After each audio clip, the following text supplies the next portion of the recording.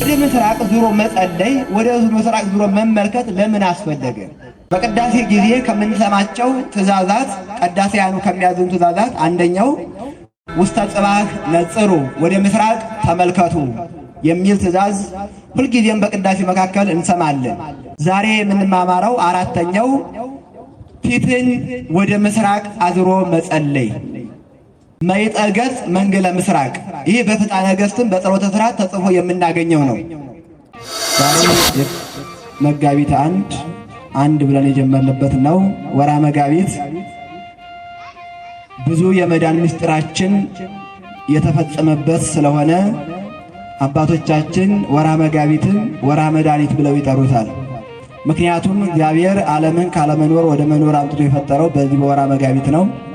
እንዲሁም የፈጠረው የሰው ልጅ ሲበድል ጸሎቱን ሰምቶ ከልጅ ልጅ ተወልጄ አድንሃለሁ ያለውን ቃል የፈጸመለት በዚህ በወርኃ መጋቢት ነው። የተጸነሰው ተጸንሶ ጊዜው ሲደርስ ደግሞ በመስቀል ተሰቅሎ ስቅላታችንን ያስቀረልን ግርፋታችንን ያስቀረልን በወርኃ መጋቢት ነው። ሙቶ በሞቱ ሞታችንን የሻረልን ያሻገረን ከሞት ወደ ሕይወት ያሻገረን በወርኃ መጋቢት ውስጥ ነው። እንዲሁም ዓለምን ተሰቅሎ ያዳነበት ዕፀ መስቀሉ በምቀኞች በአይሁድ አማካኝነት ቢቀበርም ከተቀበረበት ጉድጓድ ለመድኃኒትነት የወጣው የተገኘው በወርኃ መጋቢት ውስጥ ነው ለሁለት ጊዜያት። እንዲሁም ይህን ሁሉ ዋጋ የከፈለለትን የሰው ልጅ ዋጋ ለመስጠት ለሰው ልጅ ሲመጣ አምላካችን እግዚአብሔር መልካም ለሰሩ ዋጋ፣ ክፉ ለሰሩ ፍዳ ለመስጠት የሚመጣበት ይህ ወርህ እንደሆነ በቅዱሳት መጻሕፍት ተመልክቷልና እነዚህ ጉዳዮች የተፈጸሙበትና ወደፊትም የደሞዛችንን ቀን የምንጠብቅበት ስለሆነ ወርኃ መጋቢትን ከሌሎች በተለየ ሁኔታ ወርኃ መድኃኒት እያሉ አባቶቻችን አስተምረውናልና አባቶቻችን እንዳሉት ወርኃ መጋቢት ከሰውም ከእግዚአብሔር ጋር የምንታረቅበት ያደርግልን ዘንድ ወርሁን የሰላም የፍቅር የስሬት የድነት ወር ያደርግልን ዘንድ የአምላካችን የመድኃኔዓለም መልካም ፈቃድ ይሁንልን። ሥርዓተ ጸሎት ሥርዓት ለሁሉም ነገር አስፈላጊ ነው። የሥርዓት አስፈላጊነትን ባለፈው ተናግሬያለሁ፣ አሁን አልደግምም። ጸሎት ማለት ከእግዚአብሔር ጋር መነጋገር ማለት ነው። ጸሎት ከአጋንንት ጋር የምናደርገው ሰልፍ ነው። ከአጋንንት ጋር ስንሰለፍ ለውጊያ መዋጊያችን መሳሪያችን ደግሞ የእግዚአብሔር ቃልና ቅዱሳን አባቶቻችንና እናቶቻችን ጸልየው መልስ ያገኙበት የጸሎት መሳሪያቸው ነው።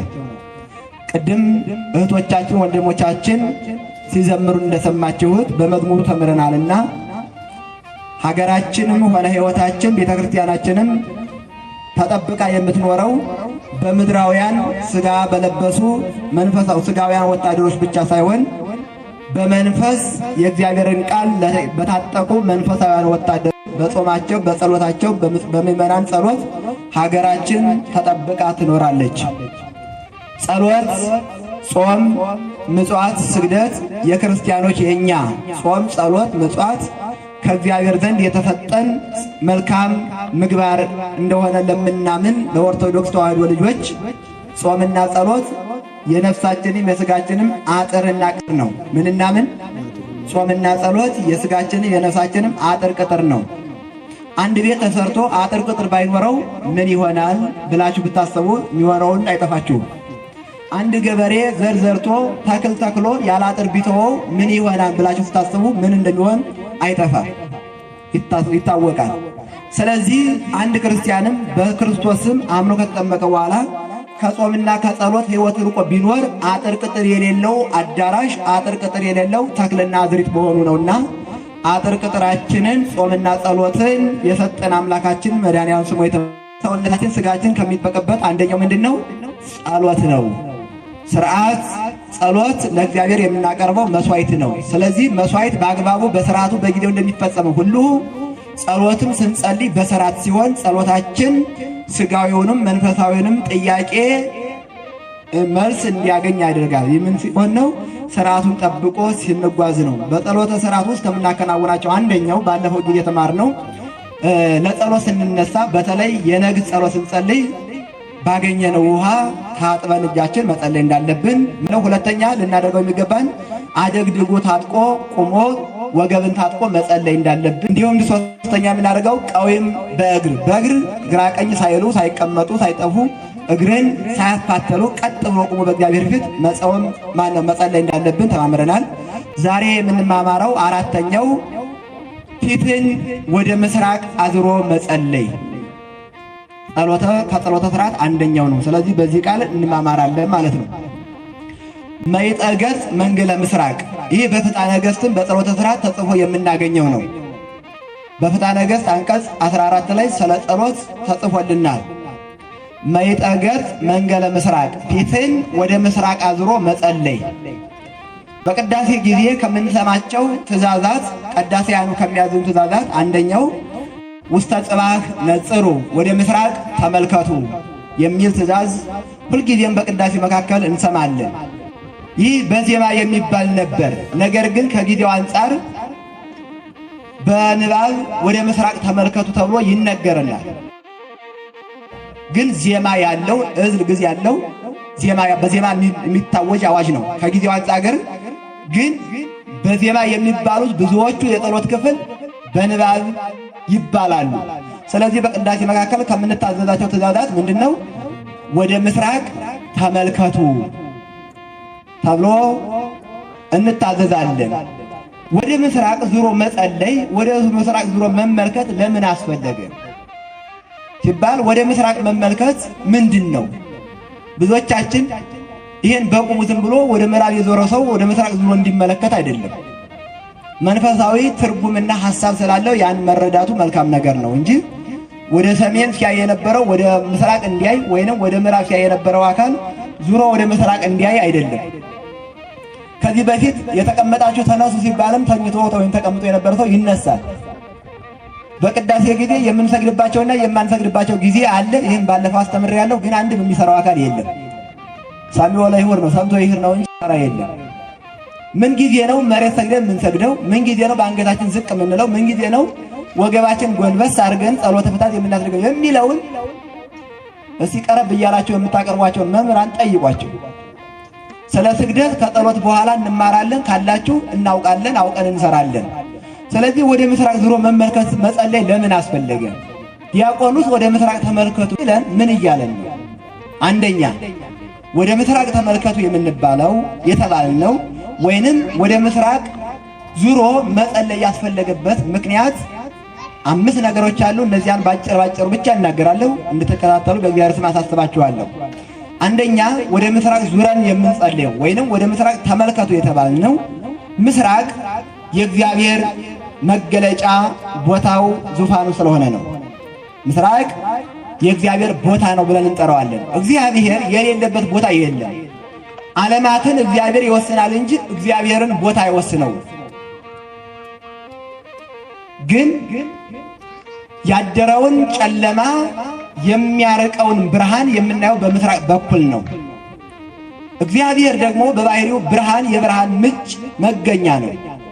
ከዚህ አንጻር ምስራቅ የእግዚአብሔር ቦታ ነው እንላለን።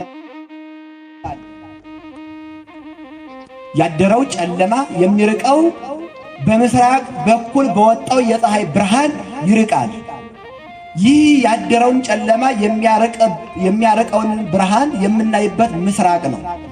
ብርሃንን የፈጠረ ለሰው ልጅ ደግሞ በላይ በሰማይ በታች በምድር ያሉ ብርሃናትን ያስገኘና የብርሃን ምንጭ የብርሃን አስገኝ ደግሞ አምላከ ብርሃን ወላዲ ሕይወት ብለው አባቶቻችን በኪዳን የሚያመሰግኑት የብርሃን ምንጭ ማን ነው? እግዚአብሔር ነው። ሳይንሱ የብርሃን ምንጭ ፀሐይ፣ ጨረቃ፣ ከዋክብት፣ ነፋሳት፣ ማያት፣ ፀሐይ ብሎ ሊጠቅሰን ይችላል። እነዚህ ሁሉ ብርሃናቸውን ግን ያገኙት ከብርሃን ጌታ ከብርሃን ምንጭ ከማን ነው? ከእግዚአብሔር ነው። የብርሃን ምንጭ ፀሐይ አይደለችም ልጆች። ማን ነው? እግዚአብሔር ነው። የብርሃን ምንጭ ውሃ አይደለም። የብርሃን ምንጭ እግዚአብሔር ነው። የብርሃን ምንጭ ነፋስ አይደለም። በነፋስ ብርሃን ይገኛል አይደል? የብርሃን ምንጭ ማን ነው ግን? እግዚአብሔር ነው። ሳይንሱ እዚህ ኮርኒሱ ላይ ነው የሚያስቀረን። መጽሐፍ ቅዱስ ግን ኮርኒሱን አልፈን እግዚአብሔርን የብርሃን ምንጭ እንድናገኝ ያደርገናል። ከስጦታው ሳይሆን የስጦታውን ጌታ እንድናገኘው እንድናውቀው ያደርገናል። ምን? ቅዱስ መጽሐፍ ማለት ነው። ስለዚህ የብርሃን አስገኝ ማን ነው? እግዚአብሔር ነው። የብርሃን ምንጭ ፀሐይ፣ ጨረቃ፣ ከዋክብት አይደሉም። እነሱማ ከእግዚአብሔር የተገኙት ባገኙት ብርሃን የሚያበሩ አምፖሎች ናቸው። አምፖል ብርሃኑ የራሱ አይደለም አይደለም። ለአምፖል ብርሃን ዋጋ የሚከፍል ጄኔሬተሩ ከኋላ ተቀምጧል። እሱ ነው። ስለዚህ ብርሃን የምናይበት ብርሃን የሚፈነጥቅበትን ምስራቅን የእግዚአብሔር ሀገር ብለን እንጠራለን እንጂ እግዚአብሔር በቦታ አይወሰንም። ምስራቁን፣ ምዕራቡን፣ ሰሜኑን፣ ደቡቡን፣ አላይ አየራቱን ወደታይ ጥልቁን በሁሉም ቦታ ማን አለ? እግዚአብሔር አለ። ስለዚህ እግዚአብሔር በቦታ አይወሰንም። ምስራቅ እግዚአብሔር የሚገኝበት ቦታ ነው ስንል ምዕራቡን ለሌላ አካል ሰተን ምስራቁን ለእግዚአብሔር ብቻ ሰተን እግዚአብሔርን በቦታ የምንወስነው አይደለም። ብርሃን መገኛ ከመሆኑ የተነሳ ምስራቅ ብርሃን ደግሞ እግዚአብሔር ስለሆነ ምስራቁን ክፍል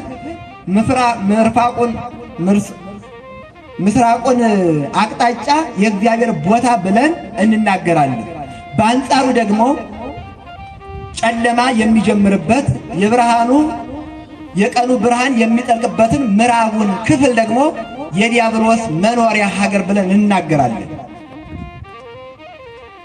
ምስራቁ የእግዚአብሔር ቦታ፣ ምዕራቡ የዲያብሎስ ስንል ግን ምዕራቡን ክፍል ዲያብሎስ ፈጥሯል ማለት አይደለም። ዲያብሎስ በጨለማ ክፍል ሲያጣ ሕገ እግዚአብሔርን አላከብር ሲል ባደረው ጨለማ ተጠቅሎ የወደቀ ውዱቅ ፍጥረት ነው። ጨለማ ደግሞ የሚጀምረው ፀሐይ የምትጠልቅበት ምዕራቡ በኩል ነው። ስለዚህ የጨለመው መጀመሪያ የፀሐይ መጥለቂያ ምዕራቡን ከዲያብሎስ ግብር ዲያብሎስ በጨለማ ተጠቅሎ የጨለመው ገዥ ከመሆኑ የተነሳ ምዕራቡን የዲያብሎስ መኖሪያ ብለን እንጠራዋለን። መጻሕፍት ይጠሩታል። ከዚህ አንጻር ከምዕራብ ወደ ምስራቅ ዙረን የምንጸልየው ለምንድን ነው ከተባለ በምዕራብ የሚኖር ዲያብሎስን ክደን እግዚአብሔርን አምነን ወደ እግዚአብሔር አቤቱታችንን ጩኸታችንን ለመግለጻችን ነው። ይህን ሲመለከተው ዲያቆኑ በቅዳሴ ጊዜ ወደ ምስራቅ ተመልከቱ የሚለን ወደ ምስራቅ ዙራችሁ ጸልዩ የሚል ሥርዓተ ጸሎት የተቀመጠልን በአይነ ሥጋችን ሳይሆን በአይነ ልቡናችን አምላካችን ፈጣሪያችን እግዚአብሔርን እንድናይና እንድንመለከት እንድናስብ ነው። ወደ ምስራቅ ተመልከቱ፣ ወደ ምስራቅ ዙራችሁ ፊታችሁን ወደዚያ ዙራችሁ ጸልዩ የተባልነው ማንን እንድናስብ ነው?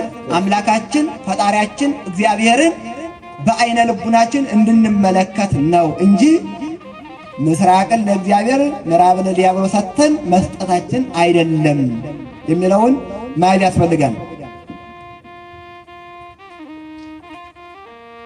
ሌላው ወደ ምስራቅ ዙረን የምንጸልይበት ሁለተኛ ነጥብ ገነት መንግሥተ ሰማያት የሚገኙት በምስራቅ በኩል ስለሆኑ ነው። ገነትና መንግሥተ ሰማያት በየት በኩል ነው ያሉት? በምስራቅ በኩል ነው። ማስረጃችን ኦሪት ዘፍጥረት ምዕራፍ 2 ቁጥር 8 ላይ እግዚአብሔር አምላክም በምስራቅ ኤዶም ገነትን ተከለ ይላል። እግዚአብሔር አምላክም በምስራቅ ኤዶም ማንን ተከለ? ገነትን ተከለ ይላል።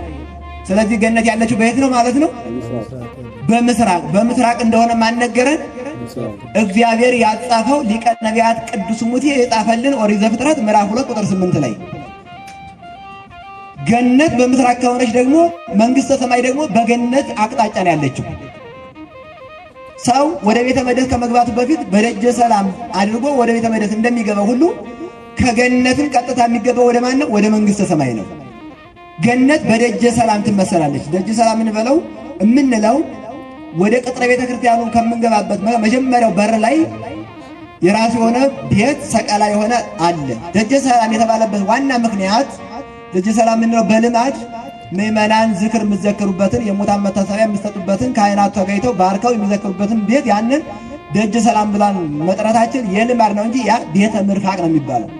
ደጀ ሰላም የሚባለው በዚህና በዚህ የራሱ የሆነ ቤት መግቢያ አለ። ከዚያ ሲጀምር ጀምሮ ሰው ወደ ቤተክርስቲያን ሲገባ ሥርዓተ ቤተክርስቲያን በጠበቀ አለባበስ፣ አነጋገር፣ እንቅስቃሴ እዚያ ጀምሮ መጥኖ ነው የሚገባው።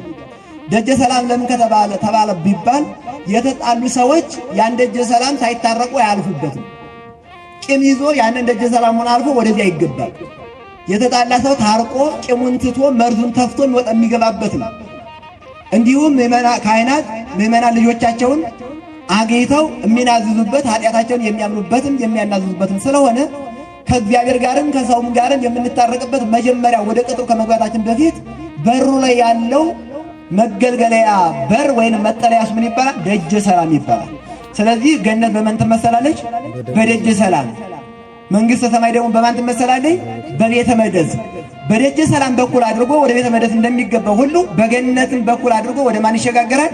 ወደ መንግሥተ ሰማያት እንሸጋገራለን። ስለዚህ ወደ ምስራቅ ተመልከቱ ወይም ወደ ምስራቅ ዙረን መጸለያችን ለምንድን ነው ከተባለ ሀገራችን ገነትን ሀገራችን መንግስተ ሰማያትን የመናፋቃችን ወይንም የመሻታችን ምክንያት ነው። ወደ ምስራቅ ዙራችሁ ጸልዩ የተባልነው ለምንድን ነው ከተባለ እነዚህን ዓለማት አስበን ምስራቃውያን ዓለማትን ማለትም ገነትና መንግስተ ሰማያትን እያሰብ መንግስተ ሰማይ ገነት ተሰጠን ብለን እንድንጸልይ ነው። ጸሎታችን ስጋ ተኮር ሳይሆን ነፍስ ተኮር የሆነ ዓለማዊ ተኮር ሳይሆን መንፈሳዊ ትኩረት ያለው እንዲሆን ወደ ምስራቅ ዙራችሁ ጸልዩ የተባልነው ምስራቃውያን ዓለማትን ገነት መንግስተ ሰማያትን አትንሳን ብለን እንድንጸልይ ነው። ወደ ምስራቅ ተመልከቱ የተባልነው ወይንም ወደ ምስራቅ ከምዕራብ ወደ ምስራቅ ዙረን የምንጸልየው ለዚህ ነው። ወደ ምስራቅ ዙረን መጸለያችን ደግሞ በማቴዎስ ወንጌል ምዕራፍ 6 ክርስቶስ መምህራችን አምላካችን እንዳስተማረን መጀመሪያ ለጸሎት ስንቆም ምን ማስቀደም እንዳለበት ሲነግረን ምንድን ነው ያለው? አንትሙሰ መቅድመ ኅብስቱ መንግሥቶ ወጽድቆ፣ እናንተስ ለጸሎት ሕሊናችሁን በዘረጋችሁ ባሰባችሁ በተነሳሳችሁ ጊዜ መንግስት ትሰጠን ብላችሁ ጸልዩ ይላል። ስለዚህ ጸሎታችን የመጀመሪያ ጸሎታችን ምንድነው ከተባለ መንግስተ ሰማይ ትሰጠን ማለት ነው። ስለዚህ ወደ ምስራቅ ዙረን የምንጸልየው ምስራቃውያን ዓለማትን መንግስተ ሰማያትን ትምጻ መንግስትከ መንግስትህ ትምጣ ብለን የምንጸልያት ጸሎት መንግስተ ሰማያትን ገነትን አውርሰን ብለን እንድንጸልይ ገነት መንግስተ ሰማያትን እያሰብን እንድንጸልይ ነው፣ እንድናስቀድስ ነው። ወደ ምስራቅ ተመልከቱ የተባልነውና ወደ ምስራቅ ዙራችሁ ጸልዩ የተባልነው ወደ ቤተ ክርስቲያናችን ለሥርዓተ ጥምቀት የሚመጡ የልጅነት ጥምቀት ለመጠመቅ የሚመጡ የእግዚአብሔር ልጆች ካህናቱ በማጥመቂያ ቦታው ተገኝተው ጸሎቱን ሲያደርሱ ተጠማቂው አካል ፊቱን ከምስራቅ ወደ ምዕራብ ዙሮ ጸሎቱን ያስደርሳል። ጸሎቱ ተደርሶ ውሃው ተባርኮ ከውሃነት ወደ ማይገቦነት ከተለወጠ በኋላ ዲያቆኑ ወይንም ካህኑ ተጠማቂውን አካል ከምስራቅ ወደ ምዕራብ ያዞርና ዲያብሎስን ትክደዋለህ ብሎ ተጠማቂውን አካል ይጠይቀዋል። አዎ እክህደከ ሰይጣን በቅድመ ዛቲ እሜ ቅድስት ቤተ ክርስቲያን፣ በእናቴ በቅድስት ቤተ ክርስቲያን ፊት ቆሜ ሰይጣን ወይ ክጄሃለሁ ብሎ ወደ ምዕራብ ዙሮ ሰይጣንን ይክዳል። ንዑሳ ክርስቲያን ከሆነ ይህን ማለት የሚችል ከሆነ ማለት ነው። ይህን ማለት የማይችል ሕፃን ከሆነ ወይም ከሆነች ግን ክርስትና የሚያነሳው አካል ወይንም የምታነሳው አካል ስለሱ ተገብተው ይህን ጸሎት ይጸልዩለታል። ወደ ምዕራብ ዙሮ እክህደከ ሰይጣን፣ ሰይጣን ሆይ በእናቴ በቤተ ክርስቲያን ፊት ቆሜ ክጄሃለሁ፣ እንደ ካድኩ ምስክሬ አምባ መጠጊያዬ ድንግል ማርያም ናት ብሎ ወደ ምዕራብ ዙሮ ሰይጣንን ከካደ በኋላ ወደ ምስራቅ ሲያዞረው በአብ በወልድ በመንፈስ ቅዱስ ታምናለህ ብሎ ይጠይቀዋል። አዎ በአብ በወልድ በመንፈስ ቅዱስ አንድ አምላክ በሚሆን የስም የአካል የግብር ሦስትነት የባህሪ የሕልውና የፈቃድ የአገዛዝ አንድነት ባለው በአንድ አምላክ አምናለሁ ሲል ከምዕራብ ወደ ምስራቅ አዙሮ ያጠምቀዋል። ለምን ከተባለ ይህ ዛሬ የተጠመቀው ጥምቀት የተቀባው ቅባ ሜሮን የምትቀበለው ቅዱስ ሥጋ ክቡር ደሙ ምስራቃውያን ዓለማትን ገነት መንግሥተ ሰማያትን የምትወርስበት ነው ሲል ከምዕራብ ወደ ምስራቅ አዙሮ ያጠምቀዋል። ወደ ምዕራብ ዙሮ ዲያብሎስን ክዶ ወደ ምስራቅ ዙሮ እግዚአብሔርን አምኖ በጥምቀቱ ዓለም መንግሥተ ሰማያትና ዓለም ገነትን የሚወርስበት እንደሆነ ለማስረዳት ከምዕራብ ወደ ምስራቅ አዙራ ልጆቿን ቤተ ክርስቲያን የምታጠምቀው የጥምቀቱ ግብ የጥምቀቱ ውጤት በተጠመቅነው ጥምቀት ዓለም መንግሥተ ሰማያትን የምንወርስ መሆናችንን ለማስረዳት ነው ከምዕራብ ወደ ምስራቅ ዙረን የምንጠመቀው። ስለዚህ ወደ ምስራቅ ተመልከቱ ስንባል ምን ማለት ነው ሲባል ገነት መንግሥተ ሰማያትን እያሰባችሁ ጸልዩ። ምክንያቱም ገነት መንግሥተ ሰማያት ያሉት በምስራቅ በኩል ነውና። ለዚህም ማስረጃው አሁን የነገርኳችሁ መጽሐፍ ቅዱስ ነው። ሌላው ሶስተኛው ወደ ምስራቅ ዙረን የምንጸልይበት የአዳም ጥንት ቦታው ምስራቅ በኩል ስለሆነ ነው። አዳም ከመበደሉ በፊት በየት ይኖር ነበር? በገነት። ገነት በየት ናት? በምስራቅ። ቅድም በምስራቅ እንደሆነ ነግራችኋለሁ። እግዚአብሔር አምላካችን ለስም አጠራሩ ክብርና ምስጋና ይድረሰውና እኛን ለማዳን በመስቀል ላይ በተሰቀለ ጊዜ ከየት ወደ የት ነው የተሰቀለው? ከምስራቅ ወደ ምዕራብ። አስተውላችሁ ከሆነ ካህናት በቅዳሴ ጊዜ ወንጌል ብለው ሲወጡ ወንጌሉን ከፍ አድርገው በራሳቸው ከፍ አድርገው እንዲህ አድርገው ወደ ምስራቅ ይዘው መውጣታቸው ክርስቶስ ዓለምን ለማዳን ከምስራቅ ወደ ምዕራብ ዙሮ መሰቀሉ። ለምን ከተባለ ከምስራቅ ወደ ምዕራብ የተዘዋወረው አዳምን ከምዕራብ ወደ ምስራቅ ለማዞር ነው። ከፍ ማድረጉ ደግሞ ካህን ወንጌሉን ይህ ወንጌል ሰማያዊ ሐሳብ ሰማያዊ ዓላማ ያለው እንጂ ምድራዊ ሐሳብ የሰው ሐሳብ የሌለበት ፍጹም የእግዚአብሔር ቃል ነው፣ ከሰማይ የወረደ የእግዚአብሔር ቃል ነው ሲል ከፍ አድርጎ በቁመቱ ልክ ማውረዱ የእግዚአብሔር ቃል ነው። ወደ ምዕራብ ማዞሮ መውጣቱ ደግሞ እግዚአብሔር ወልድ ዓለምን ለማዳን በምዕራብ ይኖር የነበረው አዳምን ወደ ቀድሞ ሀገሩ ወደ ቀድሞ ቦታው ርስቱ ወደ ገነት ሊመልሰው አዙሮ ካህኑ ይሰጠዋል ማለት ነው።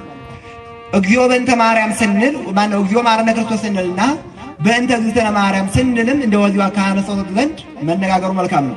እግዚኦ ማረነ ክርስቶስ ስትጀምሩ ከየት ነው የምትጀምሩት? ከዚህ ከአመልካች ጣት እንጀምራለን፣ እናወርዳለን፣ እናወጣለን፣ እናወርዳለን፣ እናወጣለን።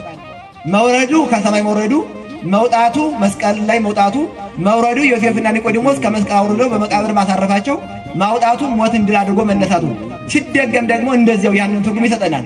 ግን ከግራ ወደ ቀኝ ከቀኝ ወደ ግራ መሄዳችን በምስራቅ በገነት ይኖር የነበረ አዳም በፈጸመው ስህተት ከቀኝ ወደ ግራ ይኖር ነበርና ከግራ ወደ ቀኝ መመለሳችን ከሲኦል ወደ ምስራቅ አዳምን እስከ ልጆቹ አምላካችን ኢየሱስ ክርስቶስ በከፈለልን የቤዛነት ሥራ የማዳን ሥራ መዳናችንን መመስከራችንና ነገረ መስቀሉን መዘከራችን ማስተማራችን ነው።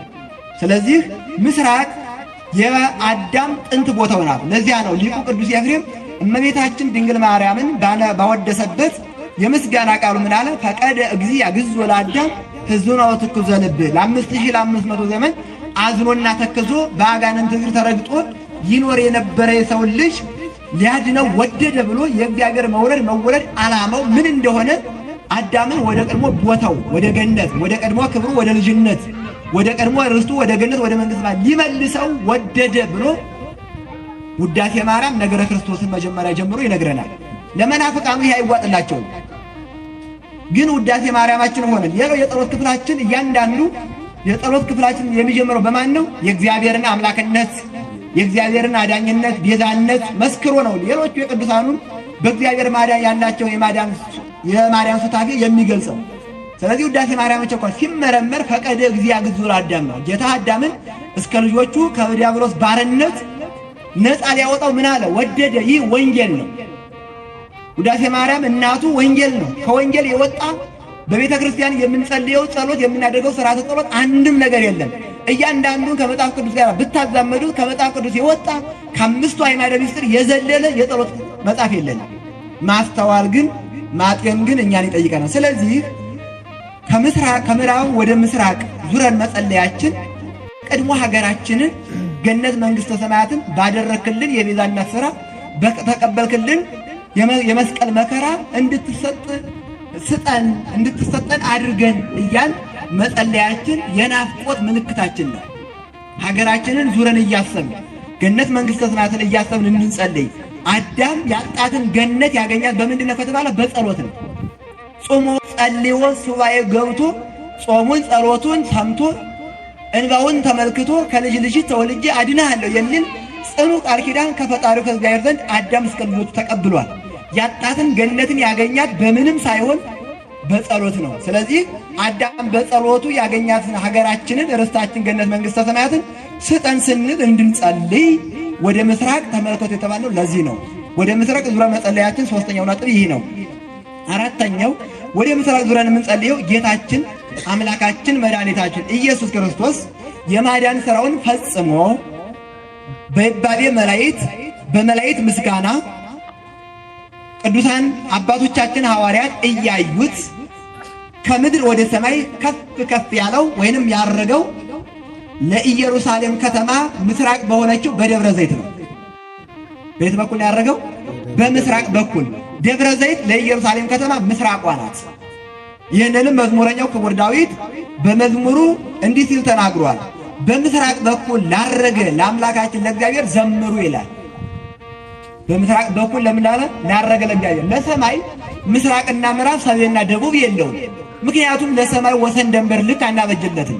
በአራቱም አቅጣጫ ሰማይና ምድር አለው። በምስራቅ በኩል ላረገ ለእግዚአብሔር ምስጋና አቅርቡ ሲለን መዝሙረኛው ክቡር ዳዊት ምስራቅ የተባለው ጌታችን አምላካችን ኢየሱስ ክርስቶስ ያረገበት ደብረ ዘይት ለኢየሩሳሌም ከተማ ምን ነው አልኳችሁ? ምስራቅ። ስለዚህ የምድሯን ምስራቅነት ተጠቅሞ በምስራቅ በኩል ላረገ ለአምላካችን ለእግዚአብሔር ምስጋና አቅርቡ ብሎ በመዝሙሩ ነግሮናል። መዝሙረኛው ክቡር ዳዊት ማለት ነው። ስለዚህ ወደ ምስራቅ ተመልከቱ ስንባል ምን ማለት ነው? የክርስቶስን እርገት እያሰባችሁ ጸልዩ ነው። ምክንያቱም የክርስቶስ መውረድ የክርስቶስ ማረግ ለኛ ሲል የተደረገ ነው። መውረዱ ለማን ነው? ለኛ የተደረገ ነው። ማረጉስ ለማን ነው? ለኛ ነው። ምክንያቱም መውረዱ እኛን የወረድነውን ከፍ ሊያደርገን ስለሆነ እግዚአብሔር አምላካችን ሞትን ድል አድርጎ እንደተነሳ እኛም በእግዚአብሔር ስልጣን ሞትን ድል አድርገን እንነሳለን።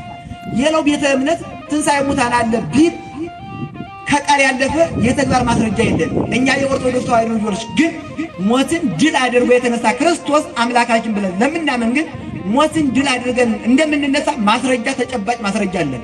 የክርስቶስ መቃብር ባዶ ነው ቢከድ፣ የሌላውን አላውቅም። ቢከፈት መቃብሩ አጥንቱ ተከስክሶ ጅማቱ ተበጣሶ እዙ ፈሶ ነው የሚገኘው። እኛ የኦርቶዶክስ ተዋሕዶ ልጆች ግን ትንሣኤ ሙታን አለ ብለን የምናምነው ሞትን ድል አድርጎ የተነሳ አምላክ ወልደ አምላክ ኢየሱስ ክርስቶስ ስላለን። ስለዚህ መውረዱን ማረጉን ለማን ነው የተደረገው? ለእኛ ነው። ክርስቶስ እንደተነሳ ማን ይነሳል? እኛ እንነሳለን። የሰው ልጅ በሙሉ ይነሳል። ትንሣኤው ግን ሁለት አይነት ነው። የውርደት የመከራ ትንሣኤና የክብር ትንሣኤ። ያመኑ አምነው መልካም ሥራ የሰሩ የክብር ትንሣኤ ከፀሐይ ሰባት እጅ አብርተው ይነሳሉ። ከነዚህ ቁጥራችን ያድርግልን። ያላመኑ ሥራ ያልሰሩ ደግሞ ፍጹም ዲያብሎስን መስለው ከቁራ ሰባት እጅ መከራቸውን ለመግለጽ ነው መስለው ይነሳሉ። ስለዚህ ለሰው ልጅ ሁሉ ኃጥእም ይሁን ጻድቅ፣ አማኝም ይሁን መናፍቅ ትንሣኤ አለ። ትንሣኤው ግን ሁለት አይነት ትንሣኤ እንዳለ መርሳት የለብንም። የክብር ትንሣኤ ለመነሳት የመጀመሪያውን ትንሣኤ መነሳት ነው። የመጀመሪያው ትንሣኤ ማለት ሰው ኃጢአት ሰርቶ ንስሐ ከገባ የህሊና ትንሣኤ ያደረገ ሰው የክብር ትንሣኤ ይነሳ፣ ምንም ጥርጥር የለውም። የህሊና ትንሣኤ ያላደረገ ማለት ንስሐ ያልገባ ሰው የሚጠብቀው ያለምንም ጥርጥር የውርደት ትንሣኤ ነው። የመጨረሻው ትንሣኤ ሳንወድ በግድ ይደረጋል። ይህ የመጀመሪያው ትንሣኤ ህሊና ግን በፈቃዳችን የምናደርገው ነው። ስለዚህ የመጨረሻውን የክብር ትንሣኤ እንድንነሳ አሁን የመጀመሪያውን ትንሣኤ በፈቃዳችንን ትንሣኤ ህሊና እንድንነሳ እግዚአብሔር አምላካችን ይፍቀድልን። ወደ ምስራቅ ተመልከቱ የተባልነው ሞትን ድል አድርጎ የተነሳው ክርስቶስ አምላካችን በምስራቅ በኩል እንዳረገ እኛም እናደርጋለን ብለን እርገተ ክርስቶስን እያሰብን እንድንጸልይ ነው። እርገቱን እያሰባችሁ ጸልዩ ነው። እንዳረገ ምን እንላለን? እናደርጋለን ብለን እንድናስብ። እንዲሁ በምስራቅ በኩል እንዳረገ በምስራቅ በኩል ዓለምን ለማሳለፍ ይመጣል። ትንቢተ ዘካርያስ ምዕራፍ 14 ቁጥር 14 ላይ አራት ላይ ትንቢተ ዘካርያስ ምዕራፍ 14 ቁጥር 4 ላይ በምስራቅ በኩል እንዳረገ በዛችው ቦታ ባረገበት ሥጋ ማርያም ለፍርድ ይመጣል። ማን? ክርስቶስ አምላካችን መድኃኒታችን ኢየሱስ ክርስቶስ። ስለዚህ ወደ ምስራቅ ተመልከቱ መባላችን ነገረ ምጽአቱን አስቡ ነው። ነገረ ምጽአትን የሚያስብ ክርስቲያን ደግሞ የበደለውን ይቅር ይላል፣ የቀማውን ይመልሳል፣ ከእግዚአብሔር ጋርም ከሰውም ጋር እንዲታረቅ ያደርጋል። ምንን ካሰበ? ነገረ ምጽአትን ስናስብ። ስለዚህ ወደ ምስራቅ ዙረን መጸለያችን ነገረ ምጽአቱን ነገረ እርገቱ ምን እያልን ነው? እያሰብን ነው። ስለዚህ ወደ ምስራቅ ዙረን መጸለያችን አራተኛው ነጥብ ይሄን ያዘ ነው። አምስተኛው ነጥብ በወንጌል የማመናችን መገለጫ ነው። ወደ ምስራቅ ዙረን መጸለያችን አምስተኛውና የመጨረሻው ነጥባችን ምንድን ነው አልኳችሁ? በወንጌል የማመናችን ወንጌላውያን መሆናችንን የምንመሰክርበት ነው። ወንጌል ምስራቃዊት ሕግ ናት። ይህ ማለት ለምዕራቡ ዓለም አልተሰበከም ማለት አይደለም። የመጀመሪያው ወንጌል የተሰበከችው በምስራቁ ዓለም በኩል ነው። በኋላ ከምስራቁ ወደ ሦስቱም አቅጣጫ ተደራርሷል።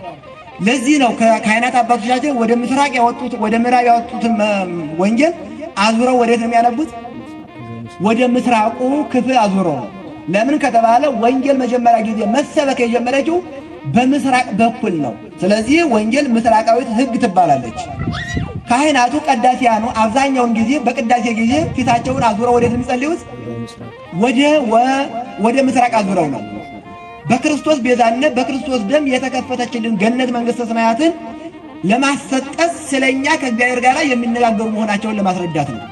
ወንጌል ወደ ምስራቅ ዙሮ መነበቡ ወንጌልን ቁሞ ሰምቶ የወንጌልን ትእዛዝ የፈጸመ በወንጌል መሪነት ምስራቃውያን ዓለማትን ገነት መንግሥተ ሰማያትን እንወርሳለን ስንል ወደ ምስራቅ ዙረን ምን ጸልየው በወንጌል የማመናችን በወንጌል አምነን የወንጌልን ትእዛዛት የፈጸም ምስራቅ ዓለም ገነት መንግሥተ ሰማያትና መንግሥተ ሰማያትን እንወርሳለን ብለን ተስፋ በማድረግ መንግሥተ ሰማያትን ገነትን በመናፈቅ በመሻት ከምዕራብ ወደ ምስራቅ ዙረን እንድንጸልይ የታዘዝነው በእነዚህ 5 ነጥብ ነው እንጂ ከምዕራብ ወደ ምስራቅ ወይንም ከሰሜኑ ከደቡቡ ይልቅ ምስራቁን መርጠን አብዛኛውን ጸሎታችንን ወደ ምስራቅ የምንጸልየው ምስራቅን እያመለክንና ለምስራቅ እየሰገድን አይደለም። ጸሎቱ ይጠብቀን ክብሩ ይደርብንና አባታችን አባ ቅዱስ ጊዮርጊስ ዘጋስጫ እኛ የኦርቶዶክስ ተዋሕዶ ልጆች ወደ ምስራቅ ዙረን የምንጸልየው ምስራቅ ማለት ፀሐይ ለወጣበት ለምስራቅ ወይንም ምስራቅ ላስገኘው ለፀሐይ መስገዳችን አይደለም። አላ ለዛ ያሰርቆ ለፀሐይ ፀሐይ ላወጣው ጌታችን አምላካችን እግዚአብሔር መስገዳችን እንጂ መጸለያችን እንጂ ለምስራቁ ወይንም ለፀሐዩ እየሰገድን አይደለም። እኛ ለፀሐይ ለጨረቃ ለከዋክብት አንሰግድም። የምንሰግደው ለማን ነው? ይሰግድ ኩሉ ብርክ ተብሎ ለተነገረለት በሥጋ በነፍስ ፈጥሮ ለሚገዛ ለአምላካችን ለእግዚአብሔር ነው። በፊልጵስዩስ መልእክቱ ምዕራፍ 3 ላይ ጉልበት ሁሉ ለስሙ ይሰግዳል። ጉልበት ሁሉ ማን? በላይ በሰማይ በታች በምድር በጥልቁ ያሉ ሁሉ የፍጥረታት ጉልበቶች ለእግዚአብሔር ስም ምን ይላሉ ይላል ሐዋርያው ጳውሎስ? ይንከካሉ ይላል። ለዚህ ነው እኛ በስዕላቱ ፊት በቅዱሳኑ ስዕላት ፊት በታቦተ ሕጉ ፊት ወድቀን መሬት ላይ የምንመረከከው ለማን ነው ከተባለ ለአምላካችን ስም ነው። ስለዚህ ወደ ምስራቅ ዙረን ስንጸልይ ወደ ምስራቅ ዙረን ስንሰግድ ምስራቁን እያመለክ ለምስራቁ ፀሐይ እየሰገድን አይደለም። ለምስራቁ ፈጣሪ ለፀሐይዋ አስገኝ ለማን ነው? ለአምላካችን ለእግዚአብሔር መስገዳችን ነው ብሎ አባ ጊዮርጊስ ዘጋስጫ የጸሎታችን መዳረሻ እግዚአብሔር እንጂ ምስራቅ የጸሎቶቻችን መድረሻ እግዚአብሔር እንጂ የፀሐይ አምላክ እግዚአብሔር እንጂ ፀሐይ እንዳይደለ በውል አስረድቶናልና የጻድቁ አባታችን ጸሎቱ ይጠብቀን። እሱም በሃይማኖት ያጠነኛል ያጥናል። ይህ ወደ ምስራቅ ዙሮ መጸለይ ለወጣንያኑ ለጀማሪዎቹ ክርስቲያኖች ነው እንጂ ለፍጹማኑ በዚህ ዓለም እየኖሩ ከዓለም መኖራቸውን ረስተው በመንፈሳዊ ዓለም ለሚኖሩ በብርሃን ለተሰጠሙ በብርሃን ባር ለሚዋኙ መንፈሳውያን አባቶቻችንና እናቶቻችን ግን ምስራቁ ምዕራቡን ሰሜኑን ደቡቡን አይገድባቸው። ለምሳሌ በቀን 7 ጊዜ እንድንጸልይ መጽሐፍ ቅዱስ ያዘናል አይደለ? ሰብአ ለዕለቴ የሰብሐከ መዝሙር 118 ላይ በቀን 7 ጊዜ አመሰግናለሁ ይላል አይደለ? በቀን 7 ጊዜ መጸለይ ለሰነፎች ክርስቲያን ነው። በቀን 7 ጊዜ የማንጸልየው ከሰነፎች በታች ሰነፎች ስለሆነ ነው። በቀን 7 ጊዜ መጸለይ በጣም ዝቅ ላሉ ክርስቲያኖች ከሆነ ለፍጹማኑ በቀን ስንት ጊዜ ያመሰግኑታል ከተባለ 24 ሰዓት በሙሉ ያመሰግኑታል። 7 ጊዜ የምንጸልየው ጊዜ የለንም ለምንለው ሰዎች ነው። ስለዚህ ይህም ወደ ምስራቅ ዙሮ መጸለይ ለወጣንያኑ እንጂ ለፍጹማኑ ቦታ አይገድባቸውም፣ ጊዜ አይገድባቸውም፣ ሁኔታዎች አይገድቧቸውም። በዓለም እየኖሩ የፀሐይ መውጣትን መግባትን እስከ መርሳት ይደርሳሉ። በዓለም ውስጥ እየኖሩ የፀሐይ መግባት የፀሐይ መውጣት ለነሱ ምናቸውም አይደለም። ምክንያቱም የሚኖሩበት ሌላ መንፈሳዊ ዓለም እኛ በአይነ ሥጋ የማናየው ሌላ የማናየው ፕላኔት አለ ትላላችሁ አይደል? መቼም በሰጡን ጥናት እንጂ ምርምር እንጂ እኛ ሄደን እንኖርበት አይደለም። እኛም የማናየው በአይነ ሥጋ የማናየው መንፈሳዊያኑ በዚህ ዓለም እየኖሩ የሚኖሩበት ሌላ መንፈሳዊ ዓለም አለ። በዚያ መንፈሳዊ ዓለም ውስጥ ለሚኖሩ ሰዎች የፀሐይ መውጣት የፀሐይ መግባት ምስራቁ ምዕራቡ ማለትና ሌሊቱ በጋና ክረምቱ መፈራረቁ ለነሳቸው ምንም አይደለም። ምክንያቱም ከዓለም ወጥተዋል፣ ከዓለም ጫጫታ ከዓለም ሐሳብ ወጥተዋል። ስለዚህ ወደ ምስራቅ ዙሮ መጸለይ ለወጣንያኑ እንጂ ለፍጹማኑ አይገድባቸውም፣ በቦታ አይገደቡም። ምክንያቱም ቅድም እንዳልኳቸው እግዚአብሔር የሌለበት ቦታ የለም፣ በየትኛውም አቅጣጫ አለ። እኛ ግን በእነዚህ 5 ነጥብ ምክንያት ወደ ምስራቅ ዙረን እንጸልይና ወደ ምስራቅ ተመልኩ ተብለናል። በእነዚያ ለወጣንያ እኛ ወጣንያንን አይደለም፣ እንግዲህ ወጣንያንን አይደለም። ወጣንያን ማለት ጀማሪዎች ማለት ነው። ጀማሪዎች ነን አይደለም፣ አይደለም። ፍጹማንም አይደለንም፣ ወጣንያንም አይደለም። እናሳ ካላችሁ ከወጣንያን በተሽ ነው። ወጣንያን የሚባሉ ክርስቲያኖች መላእክት ከእግዚአብሔር ዘንድ ሲላኩ ያያል። ያያ አካል ካለ እሱ ወጣኒ ነው ማለት ነው። አይታችኋል? አንዳንድ ሰው ይገርመኛል። ቅዱስ ሚካኤል ዛሬ በሕልም መጥቶ እንዲህ አለኝ ይላል። ቅድስት አርሴማ ተገልጣ እንዲህ አለችው። አርሴምዬ ነው ቅድስት ማይሏት። አርሴምዬ ተገልጣ እንዲህ አለችው። አንተ አርሴማን የምታይበት ምን አይነት እይታ ኑሮ ነው? አረ ምስራቅና ምዕራቡን ያለየ አካል ይሄ ሰይጣን ጾር እንደሆነ መጠንቀቅ ያስፈልገናል። ስለዚህ እኛ ከወጣንያኑ ክርስቲያኖች በታች ነው፣ ከዜሮ ዲግሪ ነው ያለነው ማለት ነው። ከዜሮ በታች ነው ያለነው ማለት ነው። ወጣኒ ብንሆንማ መላእክት ሲወጡ ሲወርዱ ነው ያለን። ቅዱሳኑ ከወጣኒ ደረጃ ሲደርሱ ከአንደኛው ደረጃ ያልደረስን ገና በሜዳው የምንትርመሰመስ የእግዚአብሔር ልጆች ነን። ከፍ ያድርገን መዳንን በእምነታችን። አሁን እኛ የምናምነው ሰምተን ነው አይደል? ሰምቶ ማመን ሲያድግ ወደ አይቶ ወደ ማመን ያደርሳል። እኛ አሁን ያለንበት ይሄ እምነት ደረጃ ምን ይባላል? ሰምቶ ማመን ላይ ነው። ሰምቶ ማመንን በተግባር ሲፈጸም ወደ ምን ያደርሳል? ወደ ሃይማኖተ ርእይ፣ ሃይማኖተ ሰሚዕ ወደ ሃይማኖተ ርእይ ከፍ ያድርጋል። መድኃኔዓለም ከፍ ያድርገን። እግዚአብሔር አምላካችን እኛ በዚህ ዓለም እናይበት አቅሙም ብቃቱም የለንም። በመንግስተ ሰማይ ግን የምሕረት ፊቱን እንድናይ እግዚአብሔር አምላካችን ይፍቀድልን። ስለዚህ እንደው ገሌን አየሁት ገሌ ተገለጠችን የምትሉት እንዳትፈተኑ ጠንቀቅ ብትሉ መልካም ይመስለኛል። ስለዚህ ወደ ምስራቅ ዞሮ መጸለይ ለወጣንያኑ እንጂ ለፍጹማኑ ግን በዚህ ምስራቅ አቅጣጫ ብቻ አይወሰኑም። ምክንያቱም የቅዱሳኑ ጸሎት የበቁ ጸሎት ከኛ ጸሎት በሶስት ነገር የተለየ ነው። በስንት ነገር አልኳችሁ? በሶስት ነገር ይያዛል። አንደኛ በይዘቱ ይለያል። የቅዱሳኑ ጸሎት ዓለምን ለናቁ ዓለምን ከውስጣቸው ላወጡ የዓለም ሐሳብ በውስጣቸው ለማይስተናገድ ቅዱሳን አባቶቻችንና እናቶቻችን ጸሎታቸው ነፍስ ተኮር እንጂ ስጋ ተኮር የሆነ ጸሎት የለባቸው። ንጹህ ጸሎት ነው። የነፍስን ድነት ያተኮረ ጸሎት የሚጸልዩት። የስጋውያኑ ጸሎት ልጅ ስጠኝ፣ ሀብት ስጠኝ፣ ስራ ስጠኝ፣ የትዳር አጋር ስጠኝ፣ ይህን አድርግልኝ፣ ይህን አድርግልኝ። ይሄ የስጋውያኑ ጸሎት ነው። ለምሳሌ አብርሃም የጸለየው ጸሎት አለ። ዘፍጥረት ምዕራፍ 15 ቁጥር 2 ላይ እግዚአብሔር ሆይ ልጅ ስጠኝ ብሎ ጸልዮአል። ልጅ ስጠኝ ብሎ መጸለይ የማን ነው? የስጋውያን ጸሎት ነው። ቅዱሳኑ ጸሎታቸው ምንድነው ከተባለ የሰው ልጅ ሁሉ የእግዚአብሔርን መውረድ መወለድ አምኖ በክርስቶስ እንዲያምን፣ በስጋ በነፍስ የታመሙ ሰዎች እንዲፈወሱ፣ ኃጥኡ ንስሐ እንዲገባ፣ የበደለው እንዲክስ፣ የቀማው እንዲመልስ፣ የሰው ልጅ ሁሉ የክርስቶስ ቤተሰብ አካል እንዲሆን፣ የሰው ልጅ ሁሉም መንግሥተ ሰማያትን እንዲወርስ፣ ነፍሳችን ከእግዚአብሔር ጋር እንድትገናኝ፣ የነፍሳችንን ነፍስ እግዚአብሔርን እኛ ክርስቲያኖች እንዳናጣት ስለኛ ስለራሳቸው አድነኝ ሳይሆን ስጠኝ ሳይሆን አድነን አድርግልን በማለት ከምድር ሐሳብ ከፍ ያለ የመጠቀ መንፈስ ተኮር የሆነ ጸሎት የተጸለየ ስለሆነ የኛ ጸሎት ይህን ስጠኝ፣ ይህን አድርግልኝ፣ ይህን አታድርግብኝ፣ ይህ ስጋ ተኮር ነው። ክፉ ነው ማለት አይደለም። ትዳር አጋር ስጠኝ ማለትም፣ ሀብት ስጠኝ ማለትም፣ ጤና ስጠኝ ማለትም ያጣነውን ነገር በእኛ ስኬት በእኛ ሩጫ ያጣነውን ነገር እንዲያደርግልን መጸለዩ መልካም። ግን ይሄ የስጋ ጸሎት ነው። ከዚህ ከስጋው ጸሎት አስቀድመን ግን መንግስቱን መሻት ስምክን እንድንቀድስ ክብርን እንድንወርስ አድርገን ብለን ብንጸልይ ግን የስጋው ፍላጎት ከራት በኋላ ዳራጎት እንደሚሰጠው ይሰጠና። ስለዚህ መንፈሳዊ ትኩረትን ያስቀደመ ጸሎት እንድንጸልይ የቅዱሳኑ ጸሎት ስለዚህ የኛ ስጋ ተኮር ጸሎት ነው። የቅዱሳን ጸሎት ግን ነፍስ ተኮር ስለሆነ በይዘቱ ከኛ ምን ይላል? ይለያል። አንደኛው መለያው ይሄ ነው። ሁለተኛው በአቀራረቡ ይለያል። እኛ ጊዜ አቆጥረን ከቻልን ጧትና ማታ ነው። እንደው ደግሞ በርታ ጠንከር ያለ ሰው ካለ ምሳ ሲበላ ወይም ራት ሲበላ ሊጸልይ ይችላል። መጀመሪያ እንኳን ሲበላ መጨረሻ እንኳን የሚረሳው አካልም አለ። ብዙዎቻችን ምሳ ስንጀምር እንጸልያለን፣ በልተን ስናነሳው ማዕዱን ግን እንረሳዋለን። ስለዚህ አሁን ይሄ ክርስትናው ለክርስትናው የሚቀርበው ከጥጋቡ ረሃቡ ይመስለኛል። አይመስልም? ሰው ፈጣሪውን የሚያስበው ሲጠግብ ሳይሆን ሲራብ ነው። ሰው ፈጣሪውን የሚያስበው በጤና እንደው ያሰበውን ተግባር አከናውኖ ሲገባ ሳይሆን ታሞ እንደው ማገር ሲቆጥር ሲውል ያን ጊዜ ፈጣሪ ለካ ገብቶ መውጣት መልካም ነበር እያለ ያስባል። እንደው በጤናችን እግዚአብሔር እንድናስበው እግዚአብሔር ይፍቀድልን። ስለዚህ በአቀራረቡም የተለየ ነው። በቀንና በሌሊት ባለማቋረጥ ቅዱሳን ይጸልያሉ። 24 ሰዓት ለቅዱሳኑ ለበቁት የጸሎት ጊዜያቸው ቤተ ክርስቲያን 24 ሰዓት ብትጸልይ 24 ሰዓቱ የማይገድበው እንዲሁም 24 ሰዓቱ የሚገድበው የጸሎት ክፍል አላት።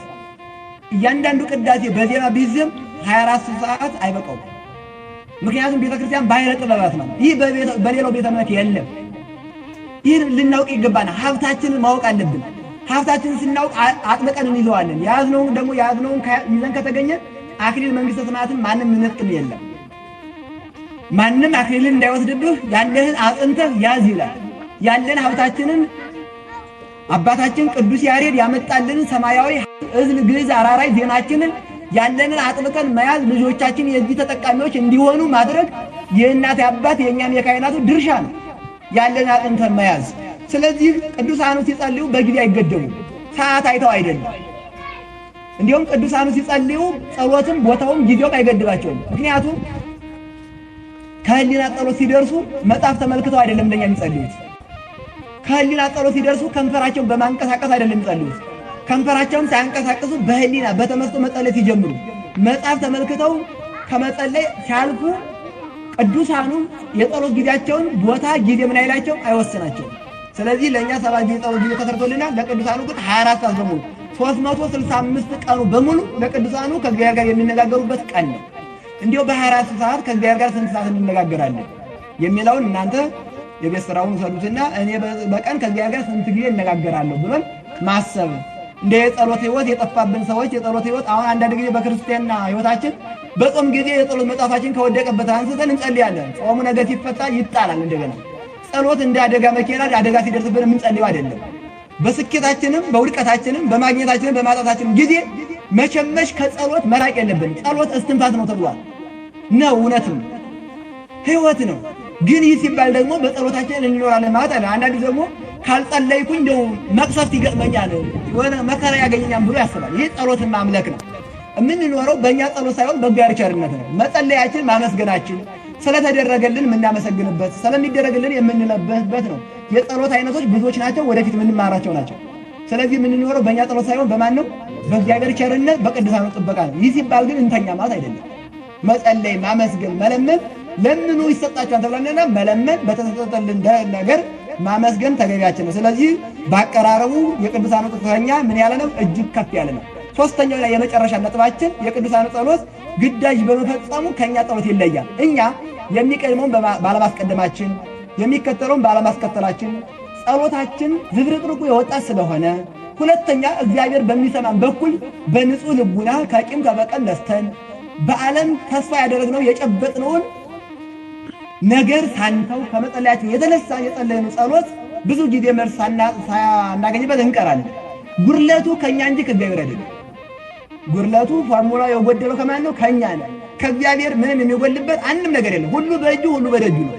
እግዚአብሔር የሚወደውን ጸሎት ግን እግዚአብሔር በሚወደው መልኩ ካቀረብ እግዚአብሔር የኛ የለመንነው ነገር አይደለም ምድራዊ ነገር ይቅርና ሰማያዊ መንግስቱን ሊሰጠን የታመነ አምላክ ነው።